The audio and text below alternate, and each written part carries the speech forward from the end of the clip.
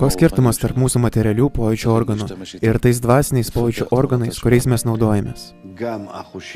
Ir mūsų materialūs pojūčių organai, jie taip pat nėra materialūs. O tik tai, kaip tu dabar save įsivaizduoji savo dabartinėje būsenoje. Viskas yra tavo norė gauti. Ir reikėtų būtent taip mąstyti. Viskas, kas mumise yra, tai mūsų pojūčiai, mūsų noro gauti viduje.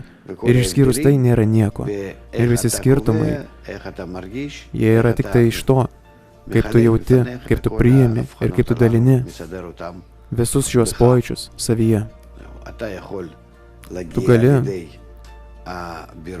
asmeninių išsiaiškinimo keliu pasiekti.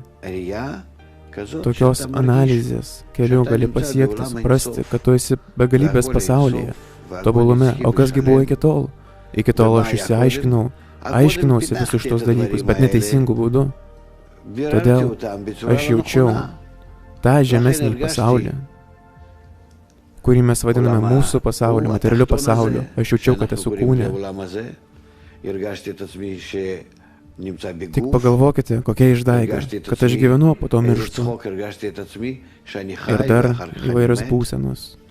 Ir ką, taip ir yra iš tikrųjų? Taip, iš tikrųjų yra taip. Iš tikrųjų taip. Aš savo kažką tai išsivaizdavau. Ir mes buvome kaip sapne. Taip yra pasakyta.